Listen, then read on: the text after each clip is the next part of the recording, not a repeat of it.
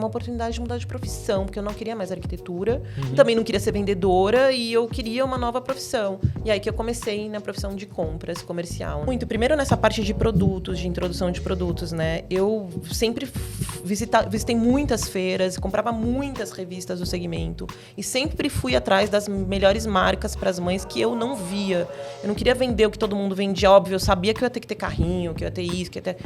mas eu queria ser uma loja diferenciada. Que, assim, primeiro, esse teu olhar, quando você quer abrir um podcast, você ter esse olhar de gerar os seus cortes, isso é muito importante, né? Você ter que... Nada mais é hoje os vídeos rápidos do que ter um bom corte, que nos 5 primeiros segundos você já tem que pegar aquela pessoa, então você tem que ter esse olhar clínico de fazer o seu corte. Não pode ter enrolação. Não pode ter enrolação, com uma frase de impacto legal. Dos ativistas, eles estão muito felizes, me agradecem muito, porque eu sou uma ativista não só, vou trazer para ganhar engajamento, não. Eu faço live 2 vezes por semana no TikTok sobre HIV, porque eu quero ajudar as pessoas. Quero lutar contra o preconceito hipócrita, porque qualquer pessoa pode pegar HIV, que tem uma vida sexual. Então, assim, eu sou muito amiga dos ativistas da causa, sei nos dedos os nomes de cada um, porque eu quero entrar com um propósito, não só para me exibir, mas real, me doando para a causa, né?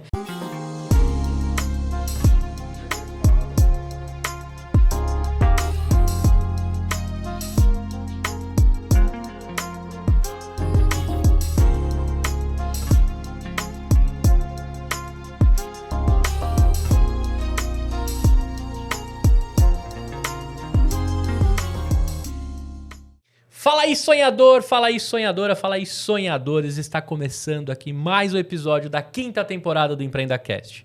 Hoje eu convidei alguém aqui para trazer um pouco de lições sobre a jornada empreendedora. A gente fala do jornada do herói, aqui é a jornada da heroína.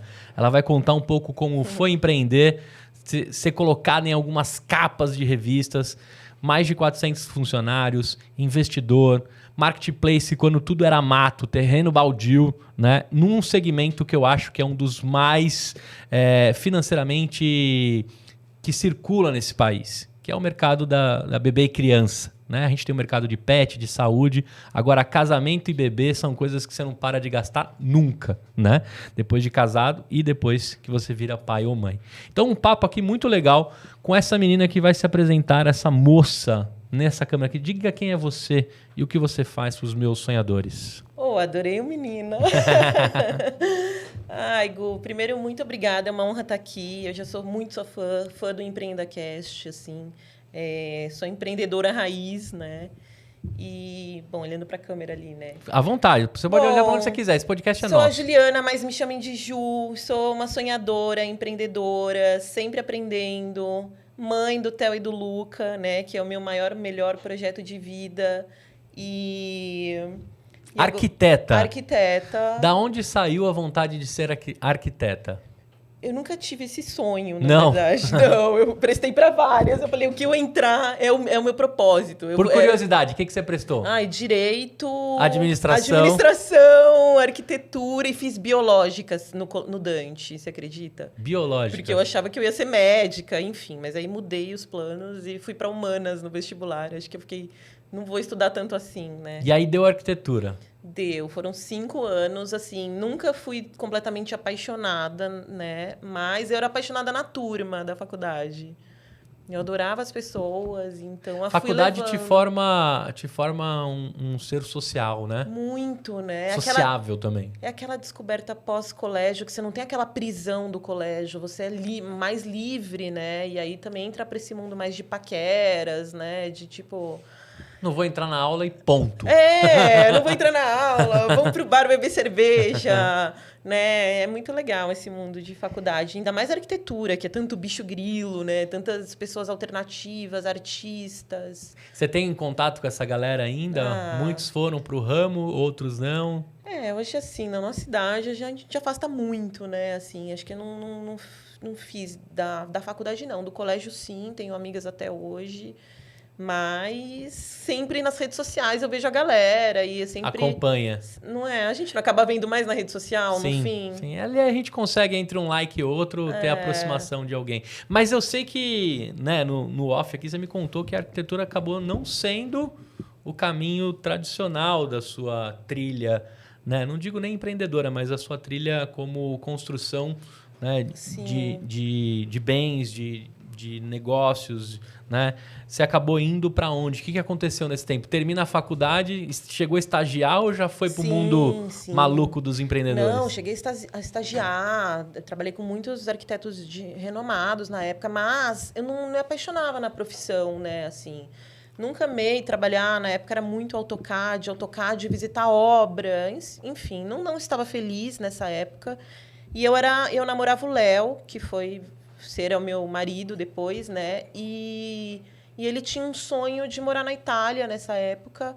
E foi bem nessa época que eu estava infeliz com a profissão, não estava me encontrando. E aí a gente acabou juntos decidindo fazer essas loucuras de 25 anos, de passar um ano fora, que foi quando a gente decidiu ficar noivo e ir morar na Itália. E aí eu falei, cara, vou morar e lá eu vou ver o que eu vou fazer da vida. Mas foi assim que eu acabei mudando de profissão. Depois que eu voltei da Itália, eu já entrei num outro mercado, que foi o mercado que eu trabalho até hoje, que foi no mercado comercial, área de compras, e-commerce, e aí foi que mudou. Mas lá na Itália você chegou a empreender ou lá vocês usaram para conhecer o país, estudar e falar um pouco de italiano? Ai, foi muito legal, aquela fase da juventude, né? Os dois apaixonados, a gente foi para lá, a gente não empreendeu, mas eu cheguei a trabalhar lá numa loja que chamava Accessorize, não sei se você lembra, uma loja inglesa, sim. na Via Torino. Eu tinha passaporte italiano, tinha cidadania, ele não. E isso prejudicou muito. O Léo não conseguia emprego, super burocrático, ele só conseguia subempregos, né? Então, ele ia muito bem em várias entrevistas, os caras amavam ele, mas na hora de contratar, putz, não tem a cidadania. Então, isso acabou dificultando a nossa estadia lá, porque eu trabalhava numa loja super legal, na Via Torino, e ele começou em subemprego, e aí começou a ficar infeliz. E aí ele falou, Ju, a gente está aqui já 11 meses, a gente morou, né? Foi 6 meses em Firenze e 6 meses em Milão. Aí ele falou, Ju, a gente já está aqui há tanto tempo, já aprendeu italiano, já fez tudo, já viveu. Ele falou, cara, vamos voltar para o Brasil, porque não tem mais o que fazer, né? Não era mais aquilo. E aí antes de voltar, a gente rodou toda a Europa, conheci todos os países. Um mochilão, e aí a gente voltou. E aí você chega aqui no Brasil, zerado de novo, Zerado, exato. Vamos começar algo. Não, e o pior é que assim, eu achava que eu ia ficar noiva e casar. Só que eu voltei para casa dos meus pais. Ele falou, João, a gente não pode casar porque eu vou voltar sem grana, sem emprego, sem nada. A gente vai ter que voltar como namorado. Essa fase foi difícil, assim. Então, você volta e volta a ser a namorada. Voltou uma casinha de noiva, volta a ser namorada. Voltei a ser namorada com 10 quilos a mais. Tinha morado na Itália só comido sempre, Pizza pra caramba. É bom demais, né? Você já foi pra lá? Não fui pra Itália, mas tá no meu sangue visitar lá. Nossa. Eu tenho descendência italiana. Patti, né? Patti. Patti. Mas meu pai nasceu no meio da guerra e teve que mudar o sobrenome. Tinha uns lances aí, né? Os italianos não eram pessoas não gratas em algum momento aqui no Brasil e trocou meu sobrenome. Mas é um lugar que eu vou pisar com toda certeza. Quiçá morar, tomara que eu consiga. É, maravilhoso. Só tem que ter paciência, que os italianos não são fáceis de lidar. E eles falam assim o tempo todo? Falam gritando. Depois você até começa a amar e você entende que é o jeito deles. Mas eles têm esse jeito meio estúpido de ser, assim, sabe? Legal. Mas aí você volta com os 10 quilinhos que você falou, zerada de... Achei que ia perder o futuro marido, o futuro ex-marido. Né? O que você faz ali? Como é que foi a retomada? Você já estava com 25, é isso? Voltei com uns 25, 26, por aí. E vamos começar do zero. A arquitetura chegou a passar de novo. O que rolou para você? Então, aí começa a minha jornada comercial, né? Porque daí... Você lembra da Etna? Lembro. Home Store? Tinha uma grandona ali. O cara ia abrir a Etna, e aí veio com aquilo de queria selecionar só os vendedores, teriam que ser formados arquitetos. Era tinha todo um glamour em cima, né? Putz, eu vou ser vendedor da Etna, mas passava por um super processo de seleção. Enfim, acabei passando e aí... Ali na Shukri Zaidan? Na Shukri Zaidan. Uhum. E aí eles viram meu currículo e falaram, cara, você tá com um currículo muito bom, tinha morado um ano fora, não sei o quê. Né? Eles viram, cara, você não quer... Tem uma vaga em compras, você não tem interesse nessa vaga? Era assistente de compras. Eu falei, claro, eu tenho. Tipo, eu pensei, é uma oportunidade de mudar de profissão, porque eu não queria mais arquitetura, também não queria ser vendedora e eu queria uma nova profissão. E aí que eu comecei na profissão de compras comercial, né? E aí você entra na Etna. Entro na Etna. A Etna durou... 2 décadas ou não? Durou, Quase né? 2, né? Recentemente fecharam. Eu fui no último saldão da Etna. Recentemente fecharam, uma pena, era tão Aqui no lindo. estúdio tem itens do último saldão da Sério? Etna. Sim. Que legal. Vou deixar você descobrir depois como arquiteta. É mesmo? Tá bom. Nossa, aqui tem tantos objetos, quadros legais que eu vou ter que analisar bem. Mas você chegou a ficar quanto tempo na Etna? Cara, acho que foi 1 ano. E daí da Etna eu já fui pra B2W, também área comercial. B2W do Grupo Submarino. Porque na verdade era Submarino quando eu fui. Ele não era ainda B2W, acho que foi 2005, por aí. Teve a junção, né? Junto 2005, com o Grupo 2006. Peguei bem a junção também. Aí da junção eu acabei indo para o Carrefour como gerente de produto. Aí eu acabei ficando nessa área comercial, que é super tentadora em proposta, né? Você sabe. Sim. E acabei indo depois para o Carrefour. Fiquei 2 anos no Carrefour. Cresci muito a categoria. Eu lembro que eu saí de 1 milhão para 9, 10 milhões. Eu era compradora de móveis e colchões.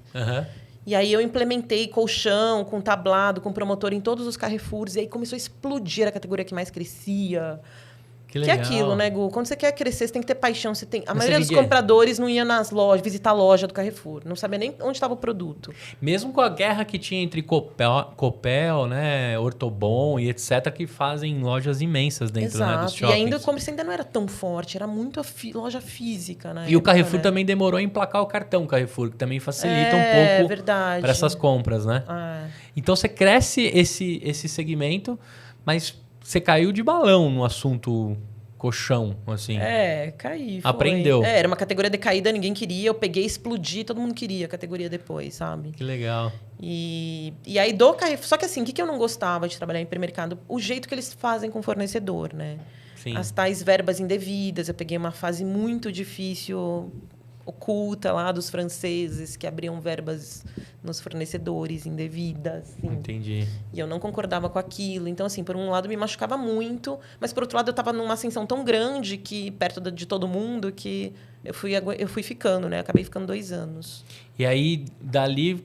Foi uma escola para mim. Que momento você fala, vou cair no mundo do bebê e criança? Então, aí eu já estava bem, bem desanimada. E aí, nessa época, o Léo tinha sites de loteria que estavam indo super bem, chamava Sorte Online, eu já esqueci os nomes. Loteria Brasil. Bet, que agora que estourou os bets. Não, era Loteria Brasil e Sorte alguma coisa.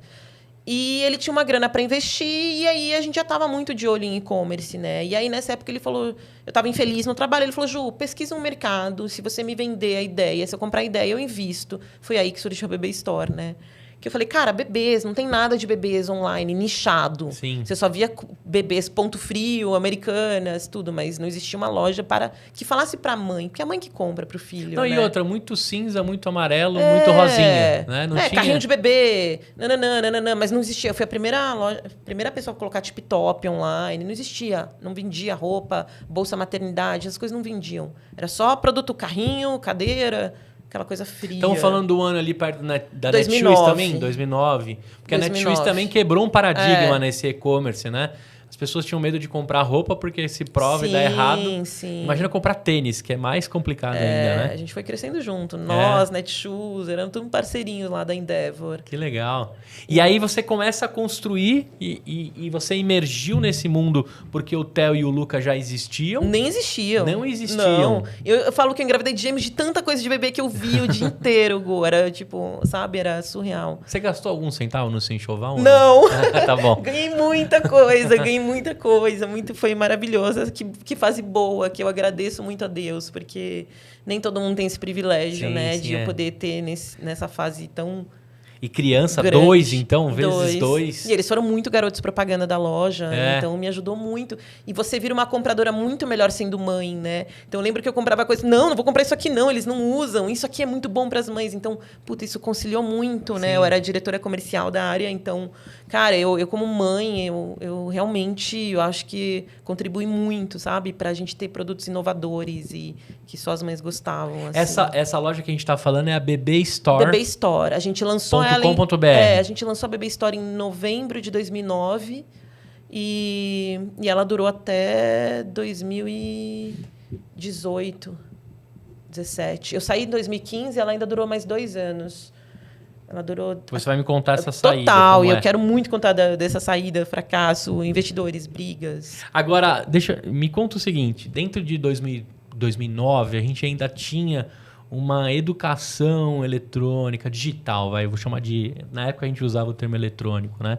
As pessoas tinham medo do internet banking, as pessoas tinham... Parece tão próximo, mas está tão longe também, né? Porque no mundo da internet, cada ano é quase ano de cachorro, né? Cada um é 7 dentro da tecnologia. Como era vencer esses paradigmas dentro do e-commerce? E aí eu tenho algumas curiosidades que hoje podem estar superadas, né? Hoje tem a primeira troca é grátis, tem algumas coisas que foram sendo criadas. Sim. E vocês também, como precursores ali, né, do mercado, foram aprendendo e ensinando. O que era o mais difícil? Porque você escolheu um público que não é muito fácil, é muito exigente, pai e mãe. Como é que era a estruturação disso? Quais foram as primeiras compras? O que vocês decidiram colocar ali no armário? Para a galera que está agora pensando em fazer um e-commerce, como foi esse começo de estabelecer até virar o empresão que virou? Cara, o que me ajudou muito, primeiro nessa parte de produtos, de introdução de produtos, né? Eu sempre visitei muitas feiras, comprava muitas revistas do segmento e sempre fui atrás das melhores marcas para as mães que eu não via. Eu não queria vender o que todo mundo vendia, óbvio, eu sabia que eu ia ter que ter carrinho, que eu ia ter isso, que eu ia ter... mas eu queria ser uma loja diferenciada. Não era só mamadeira. Não, a gente se inspirou muito na época na Diapers, lembra? Que a Diapers tinha várias abas de lojinhas, tinha fralda, tinha a Diapers... A Carters também. A Carters também, Então, assim, eu queria ter produtos que não tinham ainda online, né? Eu acho que a gente foi conquistando as mães por isso, né? O Léo fazia um trabalho muito bom, né? Ele ficava com essa parte do marketing, de trabalhar as palavras. Eu sempre buscava, por exemplo... Eu fui uma das primeiras a colocar a Kiko online. Não existia Kiko, tá? Sim. Então... Mas eu queria ter relevância na Kiko, então eu comprava todo o sortimento da Kiko. Eu preferia investir num fornecedor e ter todo o sortimento, porque depois, para você trabalhar esse cara, né, no Google, no Ads, a palavra Kiko, a gente ter relevância e ser a loja que mais tem produtos da Kiko. Sim. Então, assim, eu tentava trabalhar menos marcas, mas essas marcas muito completas e relevantes do sortimento dentro. E desejáveis, né? E desejáveis. Mas aí você começa a virar referência. Puta, a Kiko é lá na BB Store, que eles têm o sortimento completo. E aí, negociando com o fornecedor exclusividade de produtos que só eu tivesse sempre, né?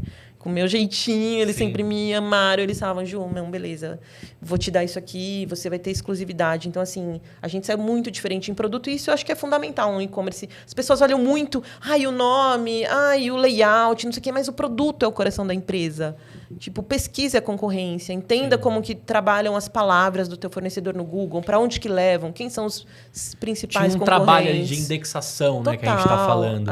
Até porque o Google ele indexava muito bem, se tivesse relevância e as pessoas ficassem no BB Store, ele entendia que da relevância daquele site, o fato da pessoa ter se perdido lá dentro do seu site é que ele entregou. E antes era a captação toda pelo Google. Né? Hoje que mudou muito, assim, mas antes era hoje o Google. Hoje o Tio Mark e o Pages, eles pedem grana pra gente poder clicar. Mudou muito, né? Até o tráfego das pessoas, mas antes era tudo Google, então a gente tinha que trabalhar muito bem isso. E essas marcas, como é que elas enxergavam lá em 2009, 2008 os e-commerces, assim? Porque são marcas que estão acostumadas a encher uma rua aqui do centro de São Paulo, né? Do cara comprar um caminhão e ele bota lá no galpão no início, e vende muita tudo. gente tinha muito pé atrás, foi muito difícil derrubar o preconceito que muitas tinham de entrar em e-commerce, porque, claro, os caras de offline, os varejistas offline, eram os grandes clientes deles, né? Por que eles vão arriscar? E-commerce ainda estava começando. Eu estou falando para essas marcas novas que eu fui trazendo, né? Mas depois o nosso volume foi aumentando tanto, a gente foi virando o principal cliente, derrubou todos os clientes offline deles e eles amavam a gente, né? Então, acho que a pessoa conquista mais do que o nicho, né? Você ser uma pessoa carismática, você ter um relacionamento leal, transparente, ético, ganha-ganha. Nunca cobrei verba de nada.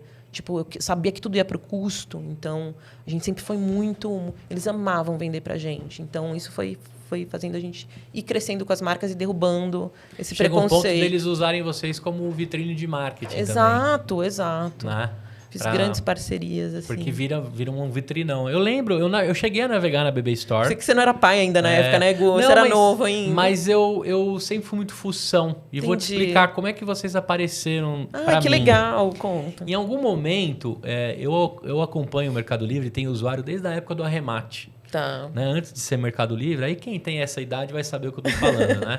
O Mercado Livre um dia chamou Arremate, ele era de leilões, eu adorava fazer leilões, eu pegava coisas antigas e vendia lá.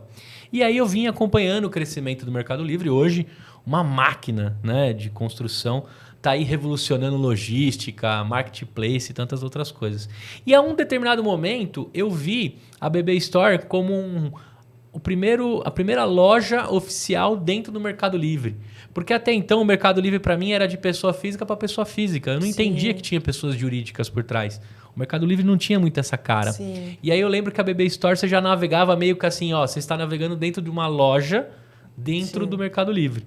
Mas eu nem sabia o que era a palavra marketplace ainda. Nem sabia se era de comer ou de passar no cabelo, a gente brinca, né? E aí eu lembro que a BB Store foi ganhando muita relevância no Mercado Livre. Por que disso? Vocês foram pioneiros? O que rolou nesse meio tempo? Sim. Porque assim, a gente, né, marketplace nem existia quando a gente abriu, né? Era compra e venda de produtos, ter estoque mesmo de produtos. Só que em determinado momento, que a história é longa, né, quando a gente chega na parte de investidores, a gente precisava rentabilizar a qualquer custo. E a gente teve esse primeiro olhar para marketplace. A gente viu que a única forma de rentabilizar era a gente virar marketplace, né? Isso foi que ano? Cara, foi 2010, 2011. 10, 11. Isso. Tá.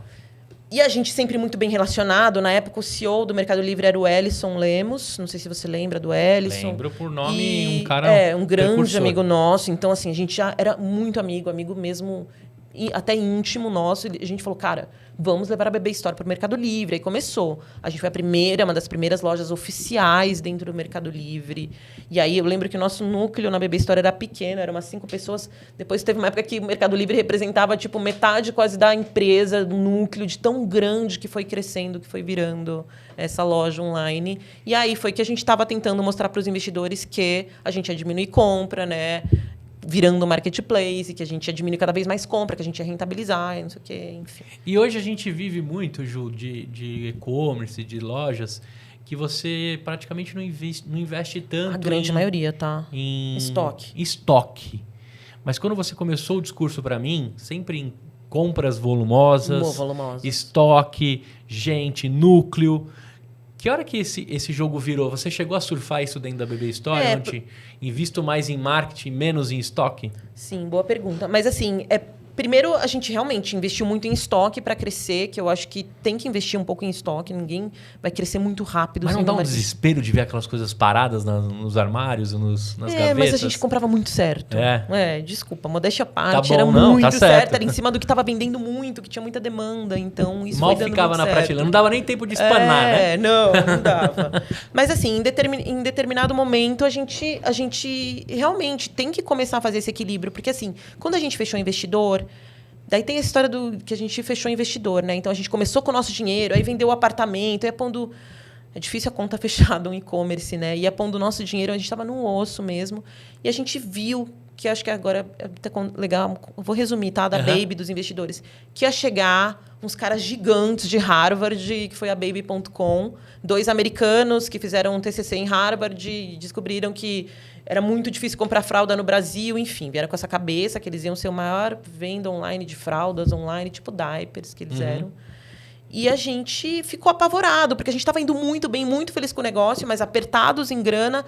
Mas a gente viu... A conversa começou a partir de vocês até para saber que o salto seria maior.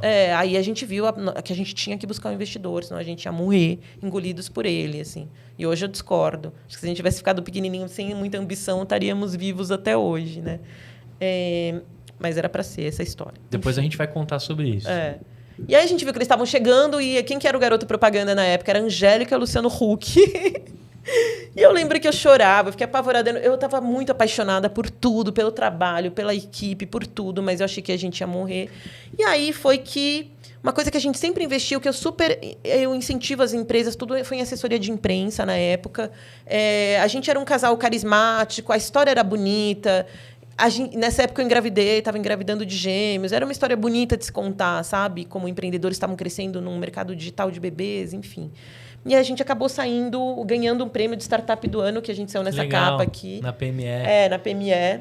Legal. Essa capa chamou a atenção de investidores e foi por essa capa. A gente era um sobradinho na Pompeia, bem meia boca, assim. Aqui tipo, pertinho, hein? Super. Eu era muito Vila Romana. Então, assim, falta agora trabalhando aqui, né? Mas enfim. E então, Gu, e aí essa capa, o que dizia aqui? Deixa eu ler pra galera aqui pra gente entender. Boa. Bom, a chamada: planeje-se para 2012. 5 cuidados para um ano que pode ser mais difícil que 2011. Essa era a chamadinha. Era. Mas tinha aqui no cantinho a disputa por franquias, 4 histórias de absurdos enfrentados por pequenas e médias empresas. O desafio de colar o selo na garrafa, o formulário clone, o burocrata que adivinha o lucro, a novela do ponto eletrônico. E aí tá vocês aqui embaixo. Leonardo, Simão e Juliana, da BB Store.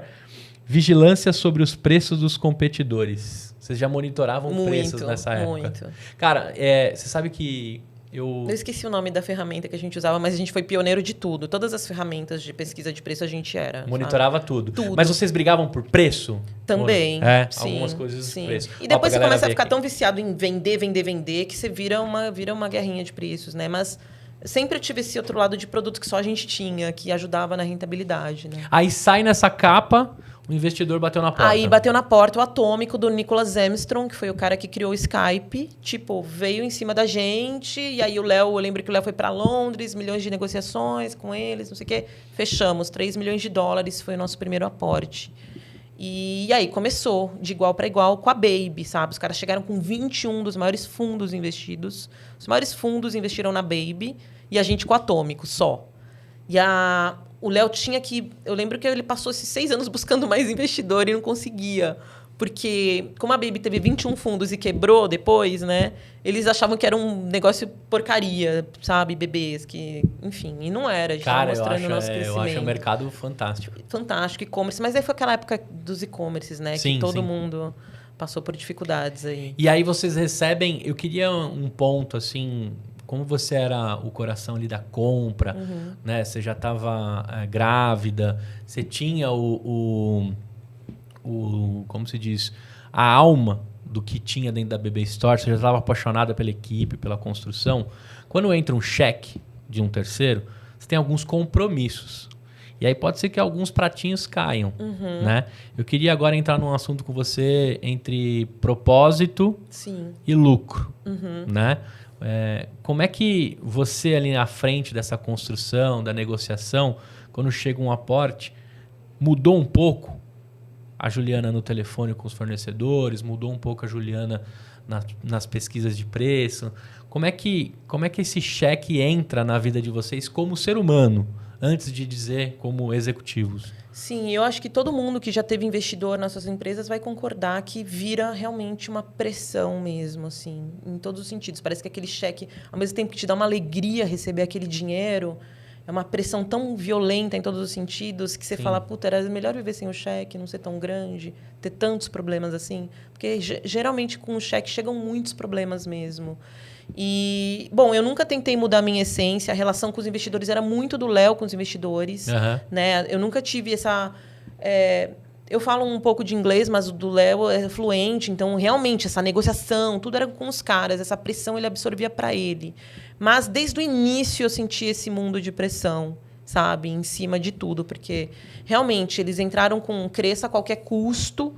por 2 anos, que eles queriam matar a Baby, e tinham essa ambição de ser os maiores. Depois eles parece que perderam o tesão na gente, em tudo, e aí rentabiliza a qualquer custo. Aí a gente começa a ter aportes muito difíceis, deles sufocarem a gente, da gente ficar devendo fornecedor, porque eles não queriam fazer um novo aporte, porque a gente não estava rentabilizando, porque o dinheiro começou a ir muito rápido, aquela falta de equilíbrio do fluxo de caixa, de muitos funcionários, muitas coisas. Teve um período ali de burn mesmo do capital para crescer, assim, de crescer equipe ou de crescer catálogo, tecnologia? Na tese deles, o que eles mais pediam dentro da BB Store, assim? Cara, é exatamente isso. O primeiro era venda a qualquer custo, depois era rentabilize a qualquer custo, né? E nesse rentabilize a qualquer custo Aí espreme os fornecedores. Espreme os fornecedores. Nos espreme, né? A gente foi virando minoritário, então a cada aporte, eles sufocavam até dar o aporte. Eles não queriam perder tudo que eles já tinham investido, no final foram 20 milhões de dólares.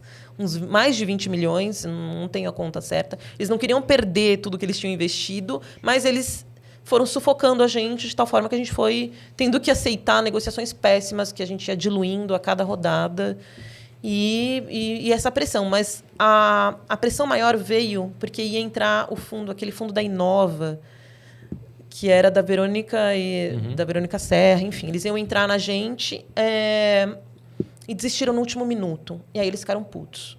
Esse fundo, no último segundo, desistiu. E eles ficaram putos, falaram, então agora eu quero que vocês demitam 1/3 da empresa. Isso foi em 2015. Foi horrível, foi uma fase horrível, assim. Eu lembro que a gente tinha que fazer forca. Eu, não, eles estão com a gente desde o início. Não, ele não, sabe? Escolhendo as pessoas. A gente nunca tinha demitido ninguém. E a gente teve do nada, se eu vou pôr dinheiro, mas agora eu quero que você demita 1/3, eu quero isso, quero aquilo outro. Aí foi essa fase horrível que a gente acabou brigando e aí a gente saiu da empresa. Foi em março de 2015, quando a gente saiu, porque daí ele falou, eu vou vender as ações. Dane-se, tudo que a gente fez agora, eu vou vender as nossas ações. Acho que tinha sobrado uns 10% de ações. Só que daí, logo que a gente saiu, a empresa foi afundando. Porque imagina, sai a Raiz, a nossa equipe de gestão saiu, assumiram uns caras super arrogantes, que eram de um outro fundo que a gente acabou pondo, um fundo do Brasil mesmo, uns meninos super arrogantes, não vou falar aqui. E aí, nossa equipe de gestão, que era muito boa, que a gente formou, foi saindo para o mercado, e aí a empresa foi... Eu lembro que as pessoas falavam, o que aconteceu com a BB Store? O que aconteceu com a vitrine? O que aconteceu com os produtos? Não é a mesma loja. Eu falava, gente, eu não quero falar sobre isso, porque eu não entrava mais depois que eu saí. Imagina, você viu coisa que você criou por 6 anos, você amava, você deixou de ser mãe, de mulher. Mas vocês venderam com valuation em queda ou ainda... Não vendeu não, a gente saiu sem nada, Gu. É? Sem nada, não conseguiu vender. Entregou parte disso. Uma empresa que chegou a ser avaliada em 180 milhões de euros.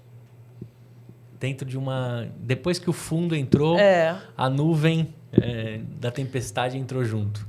Por isso que eu falo, às vezes, muita ambição, você querer ser maior, e-commerce. Cara, você tá fazendo o que você ama, você tá feliz, tá ganhando seu dinheiro todo mês, sabe? Você tinha mais dinheiro no bolso antes do aporte? Muito mais. Agora, me conta, dentro dessa... Todo fim é trágico, né? Como que acontece na cabeça de vocês, empreendedores, lá como um casal na época, lidar com a perda, assim, tipo, cara, acabou, finish. Foi tão difícil que acabou o casamento. Aquela cena de Hollywood, né? Pega a sua caixa de coisas da sua mesa e leve para sua casa. Como que é isso? Existe um momento de luto ali também? Muito. Foi tão difícil que a gente era tão bitolado na empresa, a gente era workaholics compulsivos, eu e ele, né? Então, eu lembro que quando a gente saiu da empresa, a gente começou a olhar para o casamento, sabe? E a gente viu que a gente era grandes parceiros, sócios, mas que a gente já não tinha mais aquilo, né, de casal, e foi isso, assim. Eu até falo que essa revista foi a macabra. A gente ganhou prêmios, né, da Pequenas Empresas como Empreendedores do Ano. Da Ernst Young, a gente ganhou tudo junto, e da Endeavor, a gente ganhou vários prêmios todos juntos. E depois dessa capa, que foi em dezembro de 2014, 3 meses depois, eu saí da empresa e 6 meses depois eu perdi o marido. Eu chamo a revista macabra. Revista macabra. Então... Não pode nem enquadrar essa, então. Aí foi um ano bem difícil para mim, que realmente eu perdi a empresa que eu amava e o meu marido praticamente ao mesmo tempo. E aí depois eu tirei um ano sabático aí de recuperação da vida. Você tirou de 2015 a 2016 para pensar na vida? Foi bem isso. Ali 2016... Voltei a trabalhar em 2017, foi que eu fui para Infracommerce. Infracommerce. Aí eu queria saber dessa retomada. Por que me interessa da sua história, Ju?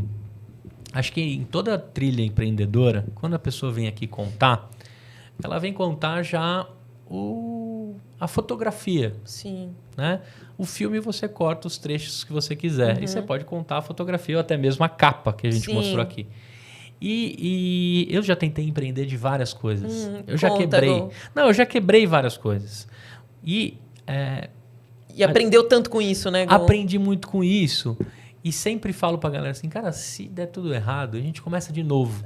E de novo, e de novo, e de novo. Mas são poucas pessoas que têm esse genezinho de saber de começar de novo. Então eu queria saber de você assim, no momento que, cara, vem o luto, fechou, acabou, vou tirar um ano pra pensar na minha vida, pra equalizar a minha cabeça e vou voltar pro mercado. Que eu tive essa volta também na Sul-América, né? A gente bota o rabinho entre as pernas, volta o cão arrependido, de orelhas abaixadas, né? Sim. E fala assim, cara, tô de volta, mas com uma bagagem absurda. O que não dá para escrever no currículo. Sim. Ou a pessoa pega as suas capas, a sua história e fala assim, cara, me contrata pelo que eu tenho de... Não, isso sempre abre até hoje minhas portas, assim, graças a Deus ficou a história. Me contrata por essa história, porque se eu for colocar no currículo não cabe, não tem folha suficiente. Como é voltar pro mercado? Quais foram as sensações da Juliana de falar assim, cara, passo a ser de dona a contratada. Como é isso e como você lidou com isso? Não foi fácil, viu? Imagina, porque eu era muito apaixonada em tudo que eu tinha construído. E foi difícil me desvencilhar. Acho que eu falo que eu sofri mais de perder a Bebê Store do que o casamento de 15 anos, de verdade, assim. Mas assim, eu me separei, eu negociei uma pensão por 1 ano. Aquela pensão que você fala, cara, por 1 ano eu não vou precisar trabalhar. Enfim, tinha essa pensão por 1 ano. E que era ainda muito abaixo do meu salário da Bebê Store, mas, enfim, vivi esse ano, me dei de presente esse ano. Enfim, aconteceu, eu não queria trabalhar, fiquei muito traumatizada com tudo. E aí, quando acabou a pensão de 1 ano, acabou, né, Ju, a farra. Agora tá na hora de você trabalhar, porque você não vai viver com... Só ia ter a pensão alimentícia, né? E que não dá, né, você sabe hoje que não dá para nada, né? Mas 2 supermercados já não tem mais pensão. Então, eu tinha que arrumar um trabalho e foi aí que eu falei, cara... E aí, eu saí de uma mansão em Alphaville que eu morava, fui para um apartamento pequeno em Moema, de 100 metros, com 2 filhos, separada. O Léo foi morar em Uberlândia, porque ele conheceu uma menina, que ele ficou casado 5 anos, foi morar em Uberlândia. Os homens conseguem... conseguem, né? Os homens... rápido, né? As mulheres já ficam com filho. Eu fiquei com 2 filhos, uma Golden que eu tinha. E aí fui para um apartamento em Moema. E aí eu comecei a buscar trabalho. Foi aí que eu pela minha história também, influência, a Juliana da Bebê Store, muito conhecida, eu fui para a Infracommerce. Eu fui como head de marketplace. Então, a Infracommerce trabalha com milhões de marcas, né? Que você conhece. Carters até foi uma delas. Fui até para Atlanta, na época, comprar a linha da Carters. Mas lança perfume, todas as principais marcas de moda, Montblanc, agora não vou lembrar todas de cabeça, mas são muitas marcas. E aí eu tinha que fazer essa ponte de levar essas marcas pros canais de marketplace e liderar uma equipe com 12 aborrecentes, pessoas novas, muito difíceis de lidar. Eu passei assim, pessoas com muito ego. A Infracommerce não... Acho que é uma experiência... Hoje eu, me dou super bem com todos. Todos gostam muito de mim, mas não foi fácil. Você ser aquela Ju querida da Bebê Store para ter que se provar numa empresa com muitas pessoas muito difíceis de lidar. Um ego infladíssimo. Eu cheguei lá, não fui muito bem aceita pela equipe, mesmo sendo super fofa e humilde, como eu sempre fui. Porque eu peguei o lugar da menina, que era protegida do diretor. Passei por muitas coisas que eu falei, cara, o que eu estou fazendo aqui? Mas mesmo assim, ainda fiquei 1 ano lá. Todo aquele roteiro. Fiquei 1 ano, ainda tive a oportunidade de ir para Atlanta, comprar a linha da Carters. Eles fizeram a loja da Carters também aqui. Então, eu tive experiências boas e ruins. Isso em 2017, 2017, 18. E a Bebê Store... Seguindo, você só... Seguindo, mas assim... De vez em quando você dava um www.bbstore. Outra loja, virou Lojão do Brás, outra loja. Nem sei o que fizeram lá, foram 2 anos que ninguém nem entrava, só reclamava. Aí começa tudo a ser ruim, né? O atendimento ao cliente, a loja, não existia mais cultura de empresa, enfim. Então... Mas você conseguiu, nessa retomada da Infracommerce, entender que você precisava se restabelecer financeiramente. Sim, foi para construir uma carreira novamente. Mas estava já apaixonada nesse mercado de marketplace, que era novo e que eu via que era o futuro, não era mais e-commerce. Né? Agora era marketplace mesmo. A Amazon explodindo, né? Explodindo. Para tudo que é... Ainda não era muito forte em 2017, eu acho. Não, né? Não, veio depois. Porque eles são precursores, pioneiros, né? Ainda era muito o Mercado Livre, mais forte de todos. Magalu começando a ficar forte.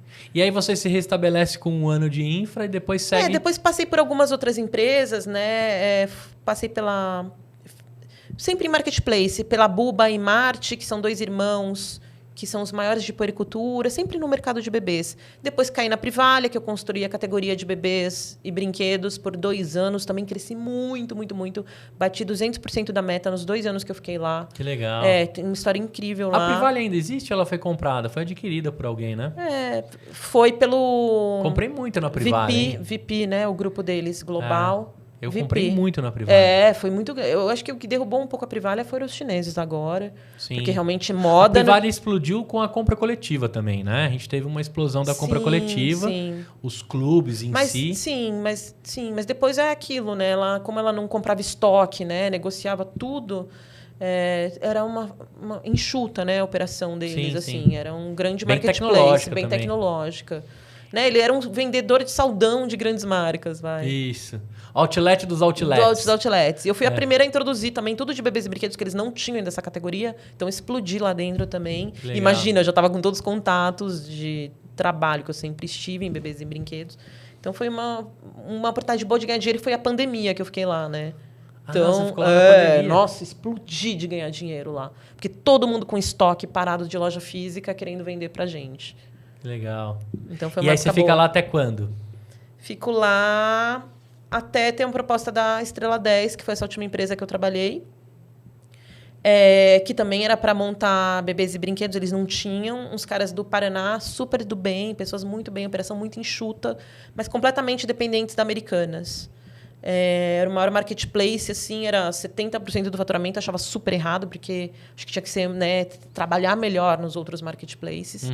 E eles tinham uns rolos aí de uma antiga gestão, que eles não tinham crédito, não conseguia comprar muitas marcas, e tinha alguns problemas, assim. Mas fui crescendo também, dobrei a categoria, até o ponto que a Americanas anunciou o buraco. Foram pro buraco junto, não sei te explicar. Chamaram uma reestruturação de empresas, ficou lá mais 6 meses, fiquei lá 2 anos. Até que em julho eles fecharam as portas. Julho desse ano. Desse ano passado. 2023. E aí eu saí junto, né, com todo mundo, mas fiquei chocada, porque minha categoria voou e os caras faturavam, sabe quanto? 40 milhões mês. 40 milhões mês. Meio bi quase por ano. Meio bi. Então, uma operação muito enxuta. Era um cara que comandava a empresa inteira, o Guilherme. Então, eu fiquei muito triste, frustrada, e essa foi minha última experiência mais com e-commerce. E como é que você cai no mundo dos podcasts? Porque em meio a essas cargos executivos, construções, em algum momento você cai no podcast. E não faz pouco tempo. Não. Né? Já faz um tempinho. Você acompanhava o podcast? Como é que era a sua relação com o podcast? Lancei meu canal em setembro de 22. Legal. 16 de setembro. Foi assim, Gu, exatamente. Fui ser entrevistada pela minha história empreendedora, Bebê Store, que acabou... Fui ser entrevistada e já fiquei fascinada no dia. Eu não quero fazer isso. Não de falar de mim, mas com o mundo de podcast, o microfone. Essa possibilidade de você poder criar tudo através de um microfone, trazer pessoas, histórias, bate-papo, conversas gostosas, como você diz, Sim. que eu achei o máximo. Conversas gostosas gravadas. E aí me apaixonei. E aí eu já quis juntar essa fase da minha vida pós 46, estou com 46, de ter um propósito de vida, de ajudar pessoas, porque eu acho que a gente está nesse mundo para isso, mesmo muita gente não olhando para isso. E aí eu quis unir o útil ao agradável. Então, vou criar um podcast para ajudar pessoas e causas, trazendo histórias e podendo ajudar com isso. E aí eu explodi exatamente com a causa HIV. O podcast. Como chama esse podcast pra galera entender e favor, quem já passou por lá? Né? Já sigam, que agora estou aqui no guarda-chuva da voz. Maravilhosos vocês. Gu, por incrível que pareça, eu nunca busquei gente com seguidor. Eu sei que eu fui contra. Eu sei que foi o mais difícil. E não vou dizer que não é fácil. Eu explodi no TikTok por trazer história real, mas hoje em dia eu tenho muita dificuldade de crescer ainda em YouTube, em outras redes, porque se eu estivesse trazendo gente mais conhecida, eu estaria em um crescimento mais rápido.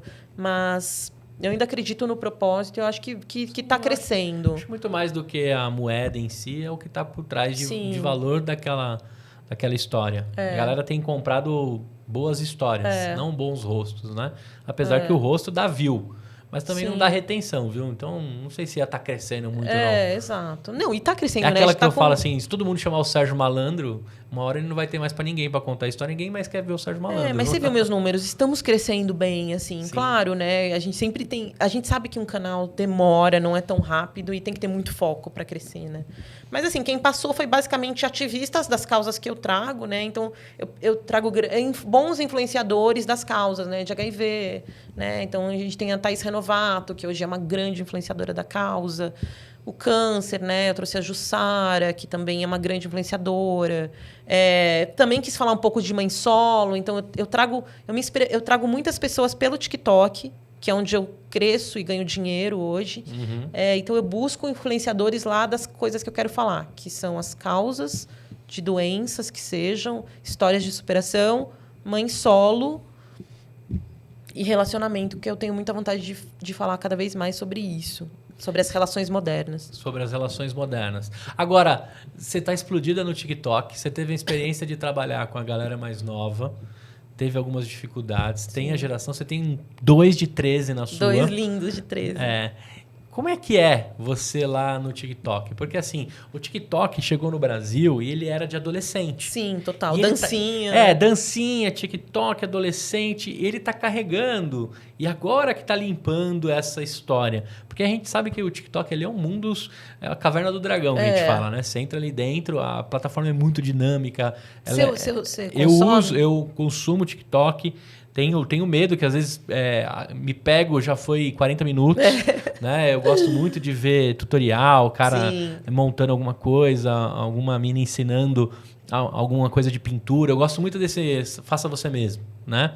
E o TikTok tem isso. Essa inteligência artificial de estar te mostrando o que você gosta. Não para de me mostrar. Esses dias eu vi o cara montando um armáriozinho pequenininho, aí ele começou a montar uma cozinha pequenininha, aí quando eu vi eu tava dentro do Instagram de miniaturas de como os caras fazem aqueles quadros. Você já viu aqueles quadros que tem mais ou menos uma espessura de uns 10 centímetros e dentro tem uma casa minúscula? Sim, viciante, né? Eu entrei no mundo de quem faz bibliazinha, de quem faz...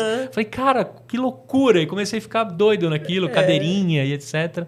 Vira um vício, igual um joguinho, né? E o João, né, ele mexeu 2, 3 vezes no TikTok... mergulhou. Hoje eu retirei. Hoje ele não tem esse tipo de acesso à tela, porque eu falei, cara, se com 5 anos o negócio já segurou um cara de 36, segura qualquer um ali dentro, né? A ferramenta.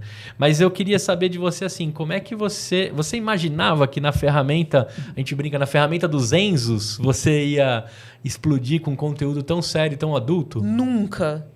E eu abri totalmente pensando no YouTube. Pra mim só existia YouTube, sabe? YouTube, ainda pensava em jogar os cortes no Instagram, mas nunca. Exatamente, eu explodi, porque é muito louco o TikTok, ele é viciante. Primeiro porque ele paga muito bem, muito melhor do que o YouTube, os produtores de conteúdo, para mim, na minha opinião. Pode ter gente que discorde, mas eles pagam muito bem. E então, assim, eu explodi com os meus cortes no TikTok, não foi no Shorts do YouTube, não foi no Reels, foi no TikTok. E aí eu comecei a olhar para aquilo, eu falei...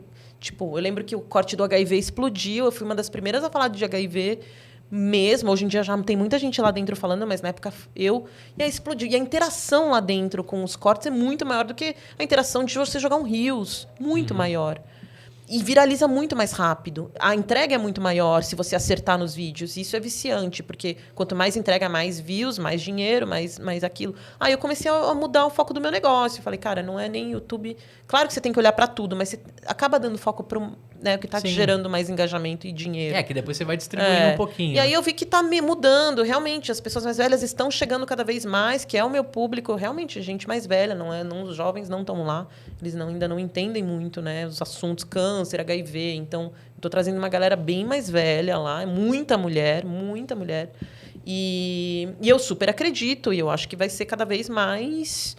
Os outros vão ter que correr atrás do TikTok, assim, pra... E como está sendo a sua vida como produtora de conteúdo? Porque, assim, você tem a empreendedora, você tem a criação desde a época da faculdade lá em arquitetura, o criar, o construir, o distribuir, né? O marketing em si da nossa vida a gente tem que fazer bem também, né? Não adianta você estar fazendo um bom trabalho, você não mostra também, sendo que aquilo representa e outras pessoas ficam felizes, né, se inspiram naqueles conteúdos. E, lógico, produzir conteúdo e receber feedback é delicioso. Sim. Como é que você está sentindo como uma creator, né, atualmente? Assim, o que está acontecendo? Seus meninos falam no colégio lá que minha mãe é criadora de conteúdo? Fala, eles imaginam no TikTok, eles querem ver quanto que eu tô ganhando, porque eles, né, consomem TikTok também, né? Mas Como produtora de conteúdo, como é que você está se sentindo? Cara, eu tô muito apaixonada e muito feliz nessa fase da minha vida, Hugo, de verdade. Eu só queria estar ganhando mais, mas eu acho que isso vai vindo com o tempo. E assim, nunca me faltou. Também, né? Eu sempre peço a Deus que eu consiga pagar as minhas contas. Se não sobrar pra viajar, tudo bem. Tô fazendo o que eu gosto. E vai daqui um ano, vem sobrar. A viagem tá fazendo isso. Tá. E assim, a gente acaba, né? Deus acaba ajudando. Aparece viagem em outras vezes que você não gasta, né? Você viaja com a família, enfim. Que foi onde eu passei ano novo com a minha tia agora, não gastei nada no Réveillon e foi maravilhoso, eu levei os meninos. Mas, realmente, financeiramente, você está construindo, é que nem um negócio. Eu tenho 1 ano e meio de canal, então eu não posso querer estar ganhando o mesmo salário que eu tinha como diretora comercial, né? Trabalhar numa área comercial que te dá bônus, que te dá renda extra, comissão, tudo. Bônus. Mas eu acho que depois de uma idade que você vê que o propósito vale muito mais do que qualquer coisa financeira. Então, eu estou muito feliz, né? Então, cara de pau, vim pedir para trabalhar com você, porque, assim, estou muito apaixonada em tudo, inclusive no Estúdio Voz, porque parece que, desde que eu entrei aqui, o meu canal deu uma... Sabe quando você junta, você fala, cara, não sei o que aconteceu, que eu entrei na Voz e, de repente, explodi de crescer. Foi os canários cenários aqui. Maravilhosos, e eu sou muito fã, e eu nunca escondi isso, né? Toda entrevista eu sempre falo de vocês. Cenários muito legais, inovadores. Então, eu poder estar nesse ambiente agora com vocês, eu acho que eu ganho uma força muito maior de apoio. Primeiro que você é um cara genial, generoso, a equipe aqui é incrível também. O Bolívia. Não, Bolívia é chato. Só vou deixar registrado. Então, assim, eu acho que essa energia... É o que você falou, você também é um empreendedor que já caiu, levantou. Você também olhou para mim, você viu minha história, você também acreditou, sabe? Pra galera se situar, né? A Ju, ela apareceu aqui como cliente, foi indicada. Apareceu um dia aqui, viu as salas e falou, vou fechar. Não tinha nem mandado a proposta comercial para ela. Eu quero ficar aqui, eu quero estar aqui. E depois de um tempo, a gente abriu oportunidade para algumas vagas. Ela falou, cara, eu quero viver esse mundo, independente... eu quero pelo menos participar do processo. E aí ela trouxe toda a bagagem comercial dela e eu falei pro Fabiano, meu sócio aqui, e o Alan, eu falei assim, cara, a gente tem um potencial aí absurdo para expandir comercialmente. A mulher é uma máquina. Então hoje a Ju está como nossa head de comercial, né? Tomara a Deus que com milhões de pessoas vendendo, ganhando dinheiro e crescendo esse ecossistema, fazendo muito melhor que eu sei vender, mas o que eu sei fazer mesmo é podcast. Né? Então, não é à toa que eu estou mais feliz aqui fazendo podcast do que fazendo as outras coisas burocráticas que uma empresa manda, precisa, você tem que ter sócios que complementam. Então, visto isso, muito feliz, produtora de conteúdo envolvida no mundo de conteúdo. Agora, o TikTok, ele tem ali os seus... Você conseguiria deixar o que você foi aprendendo na raça ali no TikTok? Porque assim, deve ter algum empreendedor agora que também está produzindo conteúdo. Sim. Pô, e caiu uns doletinhas ali, é maravilhoso. Cai vários doletões também. O que você foi aprendendo no TikTok ali? O que ele pede? Tem algumas dicas assim da Ju para dar uma bombada no TikTok? Sim, eu acho que assim, primeiro esse teu olhar, quando você quer abrir um podcast, você ter esse olhar de gerar os seus cortes, isso é muito importante, né? Você ter que...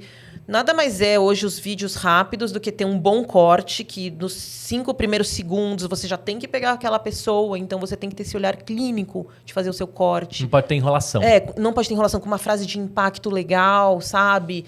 Ter boas hashtags, pesquisar bem do seu mercado lá dentro, mas eu sempre quis fazer meu podcast e eu fazer os meus cortes, eu colocar as minhas frases, fazer suas capas. Porque isso é fundamental. É que nem o teu produto que você está vendendo lá dentro. Você está vendendo seu vídeo, é um produto.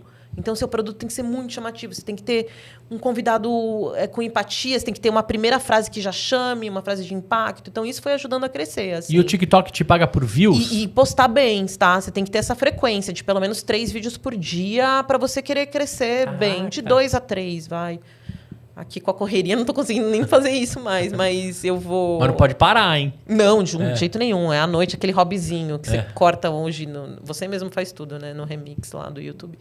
E então, assim, esse olhar de ter um bom produto lá dentro, pesquisar a sua própria concorrência, porque todo mundo tem. Então, eu sempre estou pesquisando outros podcasts que falem... Você consome bastante podcast? Muito, muito. Eu parei um pouco de consumir. Você parou? Eu acabo consumindo por osmose, né?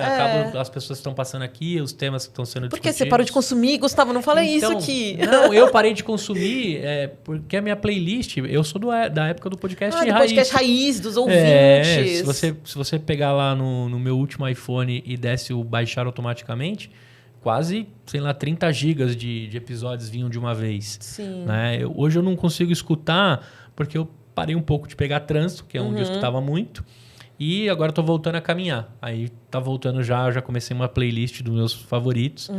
Mas eu consumo muito corte, muito trechinho. A massa, você não acha? Muitas corte. pílulas. Eu acho que a grande sacada do conteúdo que a gente vive, né? Aqui eu tenho episódios de 1h30, 2 horas, 4 horas, mas o cara pegou um trechinho de 15 minutos que mudou o negócio dele.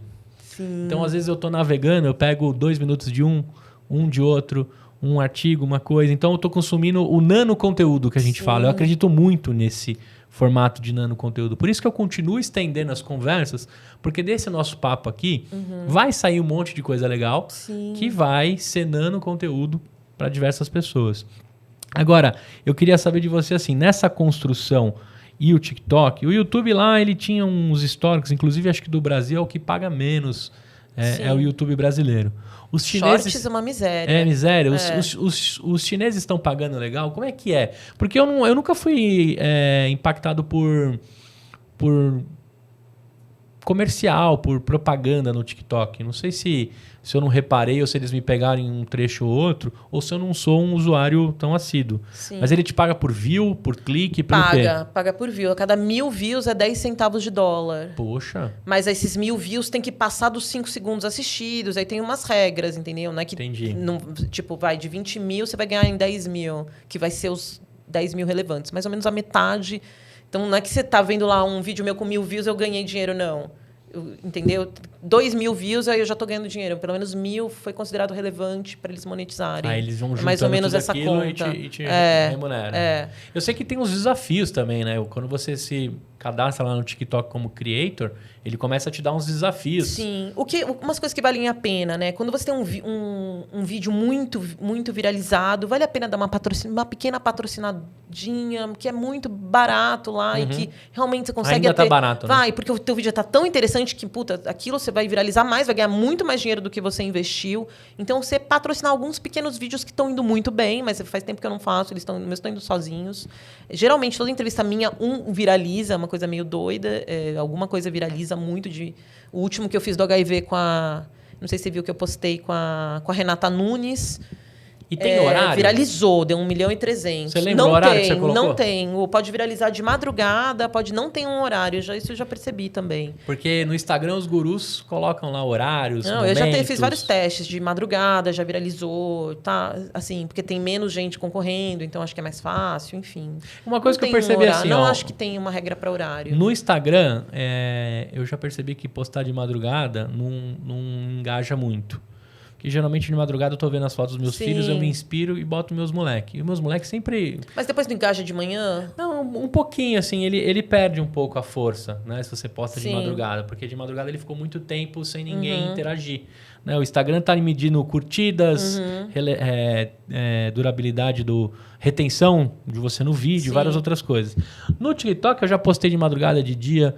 Teve vídeo que deu 80 views, como tem uma entrevista do meu pai lá que deu 230 mil views. Nossa. Eu coloquei uns cortes entrevistando meu pai num podcast. Que legal. Pô, meu coroa é mega famoso lá no TikTok. Legal, e o negócio foi pegando. Eu vou ver depois. Tá. Aí com meu filho já foi um pouco menos, mas também deu uma crescida. E eu postei, sei lá, 8 horas da manhã. Sim. Então, os algoritmos trabalham muito diferentes, assim, né? Só que eu acho que o TikTok, ele entrega muito do que o Instagram entregava naquele começo do Instagram. Sim. Né? Antigamente, você praticamente entregava para o seu feed todo, né? Sim.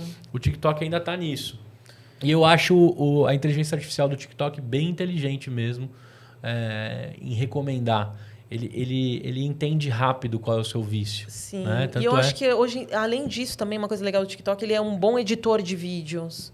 Sabe? Completo. A ferramenta é completa. Eu acho maravilhoso editar vídeo, aquela narração que você pode fazer, coisas que você não tem essa funcionalidade no Instagram, de editar seus vídeos. Lá é perfeito. Se você começar a mexer, você vai ver o quanto é legal editar vídeo lá. Sim, se o seu celular for legal de memória, de capacidade, praticamente você tem um software de edição ali dentro. Eu enxergo muito futuro no TikTok, assim, sabe? E você tá curtindo, Mas, por exemplo, então? o YouTube, o que hoje faz crescer o seu YouTube em seguidor? São shorts. Basicamente, você leva o teu tráfego para as entrevistas pelos shorts. Se você não criar milhões de shorts da tua entrevista, ninguém vai assistir tua entrevista, entendeu? O SEO ali, a indexação do seu vídeo principal não é ainda... Não é. Não é mais, não né? É Antigamente mais. Agora, era. os shorts te traz milhões de seguidores, traz a curiosidade de assistir a tua entrevista. Então, também tem que ser muito... Então, hoje você monetiza TikTok...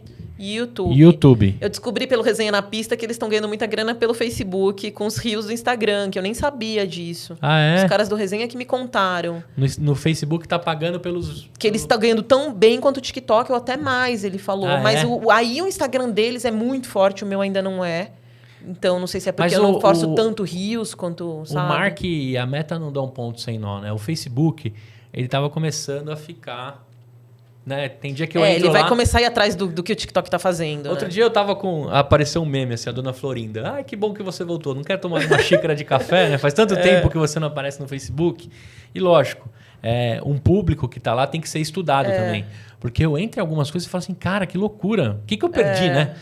Às vezes eu fico, sei lá, uma semana, 2 sem logar no Facebook. Aí eu chego lá e falo, cara, como é que isso aqui viralizou aqui dentro? Aí você vai dar uma olhada, tem muita gente ainda lá. Cara, eu não tava focada em Facebook. Mas o Mark, agora acho que ele começou a abrir um pouco mais as comportas das entregas. Não, e as mesmas coisas do TikTok. Você tem que ter 10 mil seguidores na página do Facebook. Daí você entra pro processo de monetização lá dentro com os seus reels. Legal. Só que eu não sabia disso. Eu fiquei sabendo que os caras do Resenha estão ganhando grana. Vamos pegar uma aula com eles. Eu não sabia. Pegar uma grana. Tava por fora disso. Vou forçar também meu Facebook. Eu só tava em YouTube, TikTok. Então, a gente vê, é legal a nossa conversa, porque realmente, se os produtores focarem, tem muitas formas de capitalizar um bom podcast, né? Sim.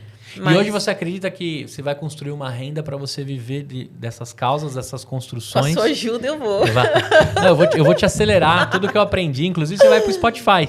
Quem quiser te ouvir. Muito a grande bom. maioria eu dos meus ouvintes são do Spotify. Eu não tô focada no Spotify. Conta do Spotify. Dá para monetizar lá? O Spotify ele vai fazer a mesma coisa que o YouTube fez um dia. É legal quem estiver ouvindo aí, né? Veio pela história da Ju, mas está entendendo aqui as viradas, né? O duplo carpado das histórias aqui da Ju.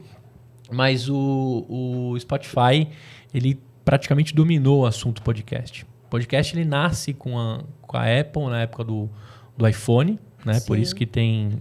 Na época do iPod, por isso que tem o Pod. E hoje o Spotify é líder em consumo, porque dá para você trocar entre uma música e um episódio de podcast muito fácil. E ele quer fazer a mesma coisa que o YouTube fez. Entre uma música e outra, um podcast e outro, um anúncio. Ele ganha dinheiro, você também ganha como produtor de conteúdo. Então hoje, se você entrar no Spotify, as inúmeras categorias e podcasts que estão lá dentro também vão ser remunerados. Por que eu falo que vão ser?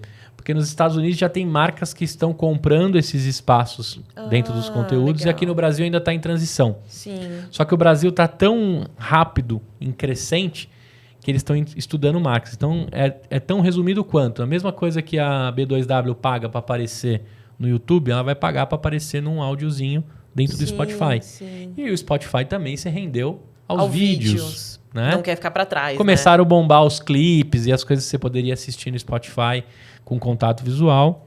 E eles partiram também para entregar os vídeos assim. Então, quem hoje produz conteúdo teria que estar entregando em todas as plataformas. Hugo, você tem alguma coisa de dados de quantos % de quem consome podcast vai por Spotify ou por videocast? Posso falar pelo EmpreendaCast. Né? Eu tenho 109 mil assinantes no Spotify. Se você entrar no meu YouTube, tem 2 mil e pouquinho. Sim.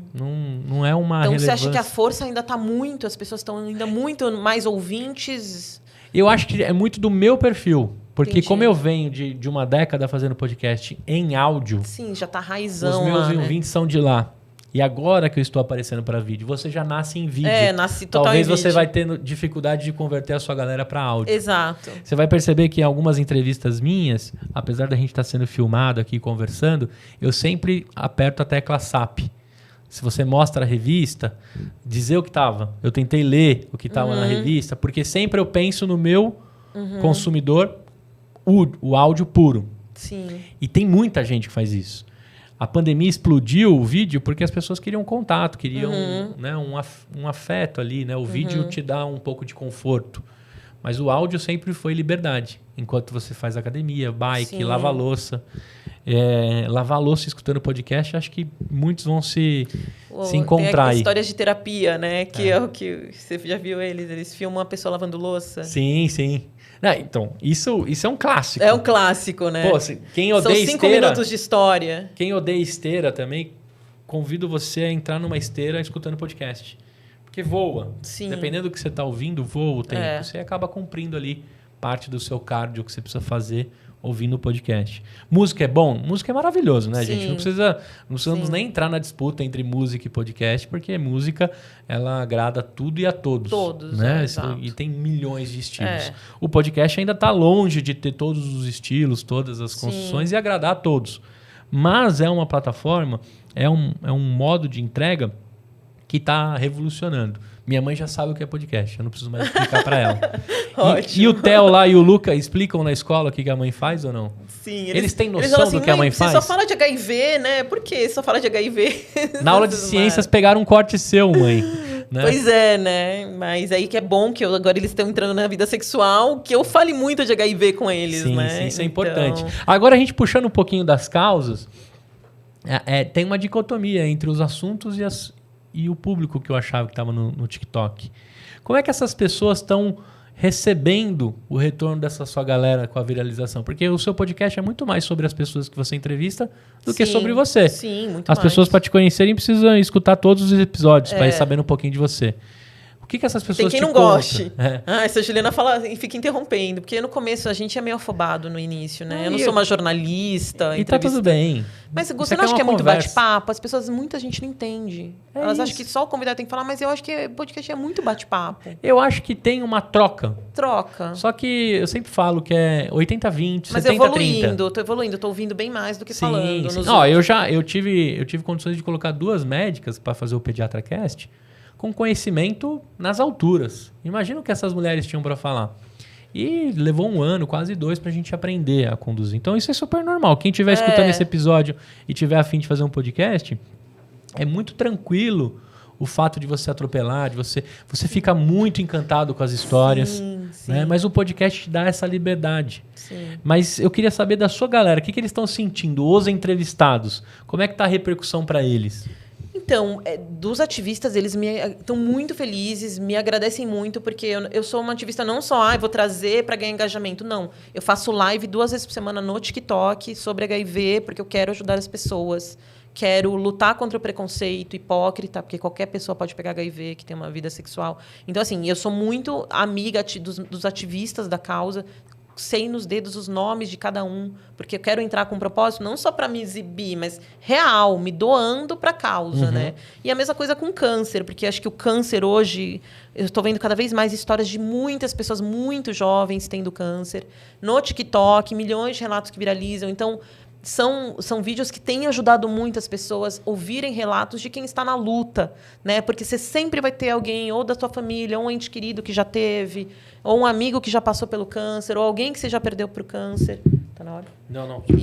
Então, assim, eu acho que está sendo muito bom de cumprir o que eu realmente vim fazer aqui, que é ajudar as pessoas com as causas, né? Você pegou causa, o câncer em si? HIV, esclerose, sempre trago algum assunto... Pô, vou te fazer um pedido. Claro. De Alzheimer.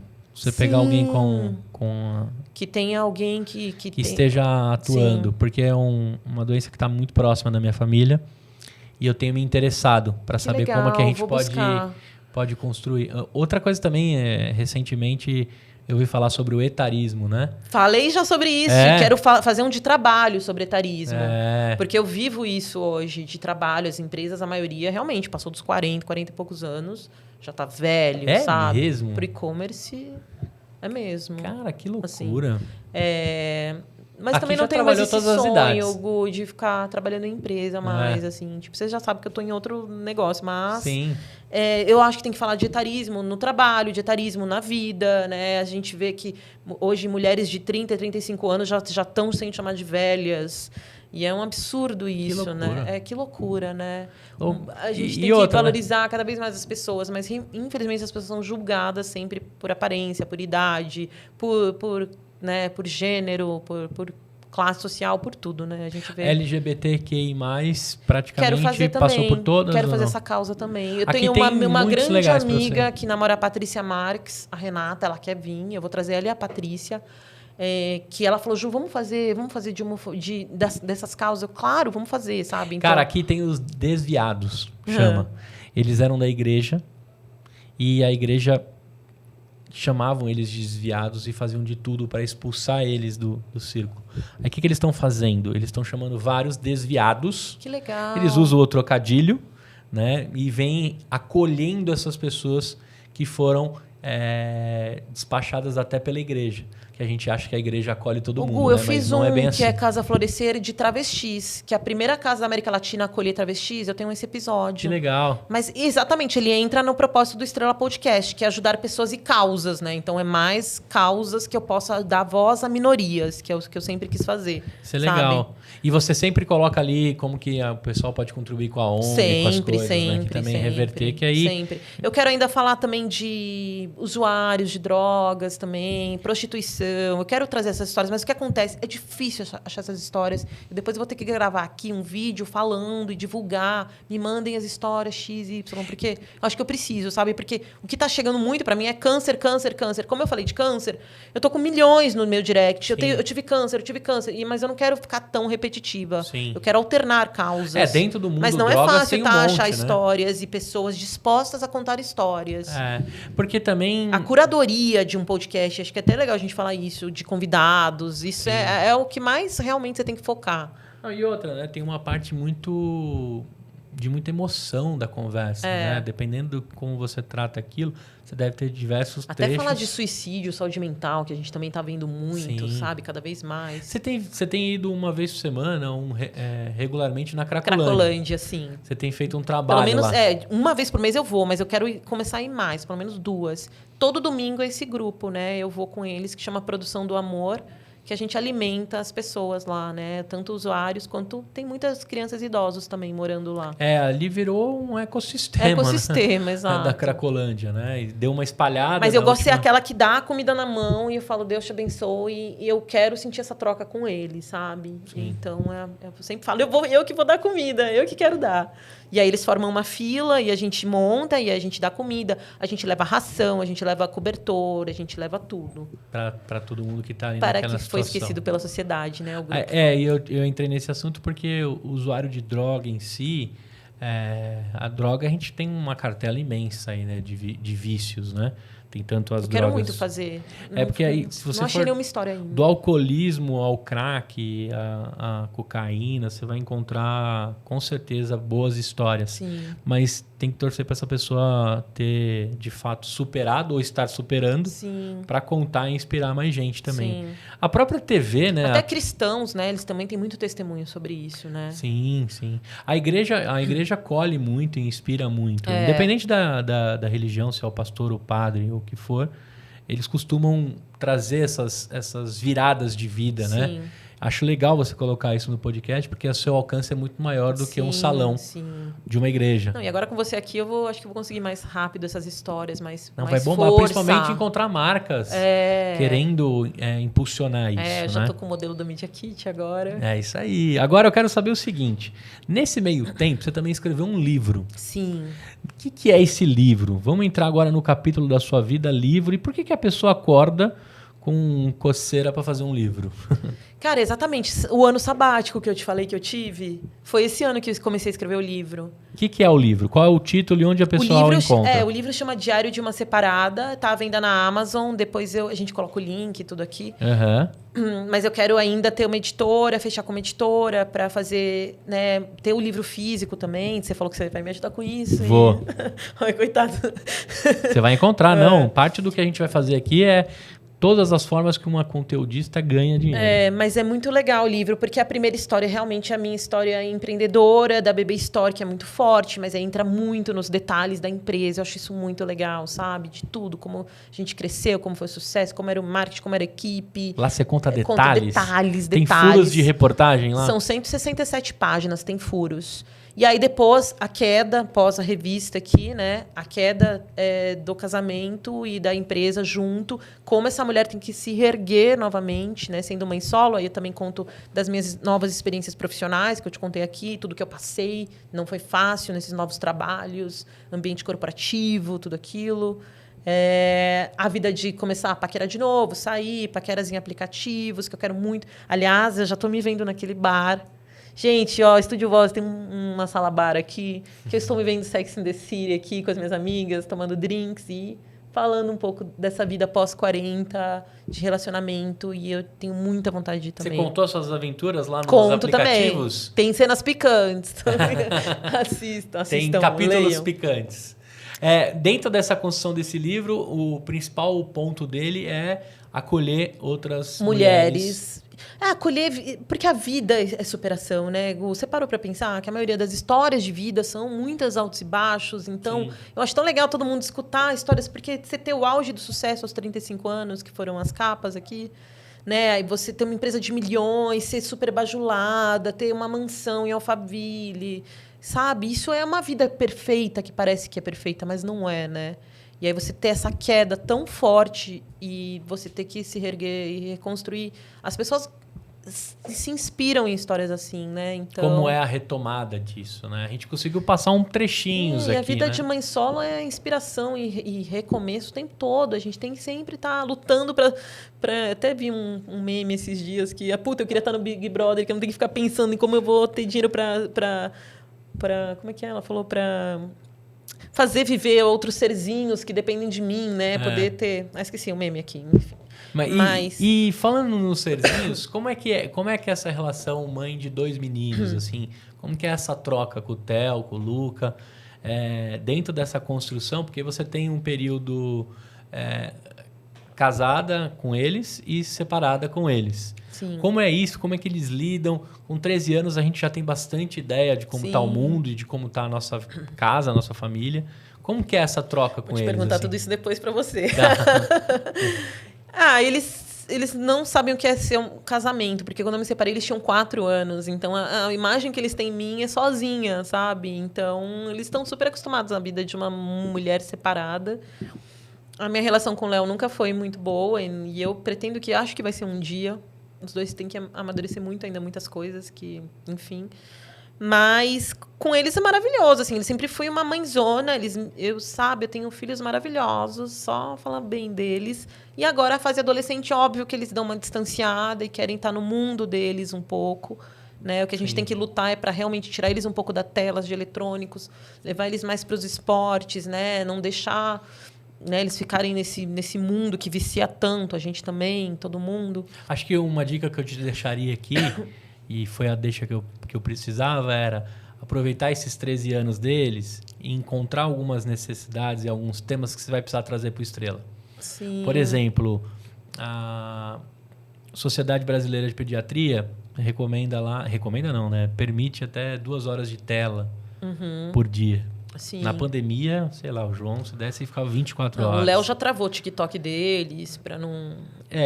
Uso de narguile, vapor, e tudo que esse mundo digital e acelerado tem oferecido, você trazer temas pro Estrela também seria legal. Sim, e trazer adolescentes. A gente vê muito pouco em podcast, né? Adolescentes que optaram por esperar a hora e estão na igreja. A visão deles, dos pais. O Gabri até deu a Bolívia que deu a ideia de fazer. Eu acho que é um mercado muito bom a se explorar e pouco explorado hoje. Você tem 2 meninos lá que devem estar com a cabeça fervendo. fase e trazer eles para falar. As neuras, né, também. Nossa. As discussões, deve ter altas brigas lá também entre eles, você, que é super normal também. Quem tem irmão sabe que também tem briga. Mas melhorou, evoluiu bem isso. Eles brigavam muito quando eram crianças. Um sempre manda, né, no outro e enche o saco do outro e sempre foi assim, o líderzinho. E eles têm aquele lance de gêmeos também? Totalmente. Eu parei de acreditar em signo, tá? Depois que eu tive eles. Porque eles têm 1 minuto de diferença, ou seja, o mesmo ascendente, mesmo tudo. Personalidades opostas. Pensa, um é líder, o outro manda, o outro obedece. Um é extrovertido, outro é introvertido. Um é tímido, sabe assim, completamente diferentes. E fisicamente completamente diferentes, né? Que um é loiro de olho azul e branco. Outro é moreno de pele, olho castanho, porque o meu ex-marido é árabe, né? Então, um puxou muito o pai e outro puxou a mãe, assim. As cores, né? E existe uma diferença absurda dentro de casa. Muito. Absurdo. Eu deixei de acreditar em signo, né, Fogo?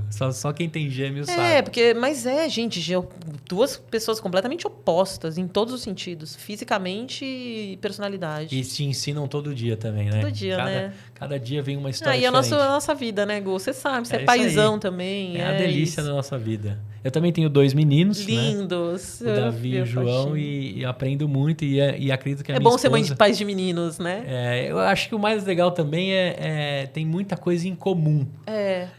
Isso que é legal, acelera, né, as relações. O que eles acham? Eles já entendem podcast? O João já. O Davi, eu tenho um vídeo já, a mesma coisa. Deve achar o máximo aqui, né? O Davi, ele pega o microfone e já blá, blá, blá, blá e já... Não, gente, vocês têm que vir no Estúdio Voz. Que lugar inovador, mais irreverente. Mais propaganda de graça. Mais propaganda. Não, e a gente vai fazer na parte dele, que é a segunda, a gente vai falar muito ainda, mas... O Davi ainda não sabe o que é, mas já tem noção que isso aqui é um objeto para falar. O João já é mais desenrolado. E o que é legal, você deve ter percebido isso. Nesse 1 ano e meio, né, que você está produzindo o podcast... Sim. Os meninos devem ter soltado e aprendido algumas coisas que você acaba ensinando por osmose. Né? O João, ele é um menino super extrovertido, ele é cara de pau, ele é brincalhão, ele é solto, ele não tem dificuldade. Que em algum momento da idade ali eu falei, ele vai ser um pouco quietinho. E tá tudo bem, cada um com o seu estilo. Mas o fato dele ver o pai na câmera, o pai no microfone, o pai conversando, o pai apertando a mão de todo mundo... reverbera super bem também por osmose na família. Então você vai perceber que seus meninos vão... Daqui a pouco eles estão mandando uma selfie. Você fala assim, cara, de onde você tirou essa desenvoltura para fazer um vídeo, né, em selfie, etc. Isso também é coisas que essa nova profissão traz, né? E se você perguntar pro João o que ele quer ser, a resposta dele é youtuber. Sim. Eu quero ser youtuber. Eu nem sei se ele vai fazer a faculdade tradicional, né? Os seus meninos também devem ter os sonhos lá, estão caminhando já, né? Sim, eles têm sempre um sonho louco e um mais pé no chão. Assim. Daqui a pouco começam os testes de aptidão, eu quero ser policial e artista e médico e não sei o que, não sabem ainda direito. Legal. Você já entrevistou eles ou não? Já, mas não ficou bom esse episódio. É. Chama Como Pensam os Pré-Adolescentes. Mas não... Sabe aquele dia que não... Eu levei uma caixa de pergunta, enfim. Entendi. Mas eu quero muito trazer, só que eles deram uma traumatizada. Vou ter que convencer ou fazer um Pix. Fazer um Pix. Agora os dois têm cartãozinho do Inter, menino. Tudo é Pix agora. Gente do céu. Meu afilhado também fala do Pix. Ó, Ju, parte do que a gente tem aqui como conversa, essa temporada eu tô trazendo pessoas que têm as suas histórias, têm as suas criações, têm os seus fracassos. A gente encarar o fracasso como parte da construção da nossa vida, né? Eu sempre falo pra galera, cara, não precisa esconder os seus fracassos, que você também vai ajudar muita gente com eles. E nessa temporada, todos os convidados, eu vou fazer um convite para ser mentor de alguns empreendedores que a gente vai acelerar. Existe 2 empreendedores, 2 cases que a gente vai fazer nessa temporada. Um é o seu Alfredo, aqui do restaurante no meio da Rua Húngara, que eu vou trazer os meus convidados e a gente vai melhorar lá o restaurante dele com ações digitais, de governança, de RH e etc. E o outro é o pai e o filho, que é o Adão e o Kevin, que são os caçadores de sucata. Seguem lá, gente, @caçadores de sucata. Eles pegam uma Fiorino, os dois, e saem para essa região aqui da Zona Oeste, pegando todo tipo de ferro, de sucata, guardam no carro e dão o destino correto. Então foi para ele que eu dei os computadores que acabaram, foi para eles que eu dei ferros, armários, coisas que têm um destino correto. Eu sou bem fechado com a economia circular e também com o destino correto das coisas. Então, eu já deixo um convite aqui para ti, que em algum momento essas 2 figurinhas, vão ter mais 2, que eu estou procurando agora um casal e uma mulher, que aí a gente faz um quadro legal de 4 acelerações. E a gente vai trazer muito disso. Será que algum dia o Kelvin e o Aldão vão precisar de um investimento? Será que o negócio deles precisa crescer além da casinha deles? Será que o seu Alfredo precisa ter um restaurante maior? Às vezes as perguntas são simples. Se você perguntar assim de cara, eles vão falar sim. Mas será que realmente é isso? A gente já aprendeu aqui que se você fosse o tamanho que você estava lá na época que você estava mais feliz, a BB Story existiria até hoje. Então fica o meu convite para você que em algum momento... vai ser uma honra, vou amar. A gente vai trocar ideia com essa galera. E aí também eu tenho a minha mochila, que há 5 temporadas, eu esqueço que eu já estou na 5ª, há 5 temporadas eu venho enchendo minha mochila de coisas. Eu queria saber assim, o que eu coloco da Ju dentro dessa mochila? Pode ser uma série, um filme, até a sua revista ali também, depois eu vou ler a reportagem na íntegra. Mas o que eu coloco dentro da minha mochila para carregar um pouco de você? Ai, não tem como, eu vou colocar o meu livro, É isso, Diário de uma muito Separada. bem, Porque é isso, cara, é o meu propósito de vida, é uma história que está muito rica em ajudar as pessoas aí. E eu descobri o meu propósito no fim do livro, que foi exatamente, eu termino com Estrela Podcast, o livro, né? Ah, é? Porque eu fico buscando esse... Por que aconteceu isso? Por que eu perdi a empresa? Por que eu perdi o marido? Nananana. E no fim eu me encontro no podcast com essa missão de ajudar as pessoas. Então eu vou colocar E vai ter que ter volume 2, então. Só que você vai ter que me 2. ajudar a imprimir ele para pôr na mochila. A gente vai dar um jeito nisso, você vai ver. Vai sair para todo mundo. O link tá aqui embaixo para você comprar na Amazon.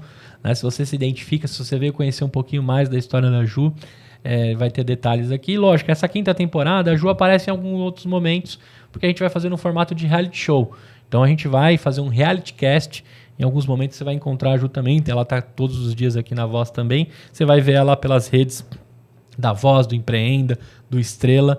E acho que aqui nasce uma estrela, hein? Fica Vamos aí. formar muitas estrelas na Voz. É isso aí. Porque o objetivo de quem fechar podcast aqui com a gente não é só vender, é a gente ajudar eles a crescerem os podcasts. Mundo, e viver dos seus conteúdos. Eu quero, assim, como comercial de vocês, fechar negócio e ajudar as pessoas a crescerem aqui. Todo mundo ter voz nesse mundo. Todo mundo ter voz, exato. Pegar as nossas experiências. O nome da Voz é muito bom, vai. Fala a verdade.